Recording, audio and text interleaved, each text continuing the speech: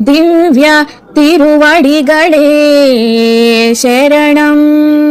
கீஸ்வானம் வெள்ளென்று எருமை சிறுவீடு மேய்வான் பரந்தனகான் மிக்குள்ள பிள்ளைகளும் போவான் போகின்றாரை போகாமல் காத்து உன்னை கூவான் வந்து நின்றோம் கோதுகலம் உடைய பாவாய் சுந்திராய் பாடிப்பறை கொண்டு மாவாய் பிளந்தானை மல்லரை மாட்டியா தேவாதி தேவனை சென்று நாம் சேவித்தால் ஆவாவென்று ஆராயந்து అరిల్ ఏలోరెంబావాయ్.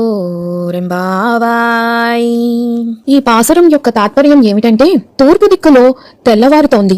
చిన్న బీడులో మేత మేయడానికి గేదెలు విచ్చలవిడిగా పరుగెడుతున్నాయి. వ్రత ప్రదేశానికి బయలుదేరే చిన్నారి పొన్నారి కన్నెపడుచులను ఆపి నిన్ను పిలుచుకొని వెళదామని నీ వాకిట్లోకి వచ్చి నిల్చున్నాం. ఎంతో కుతూహలం గల ఓ కన్నపడుచా, లేచిరా.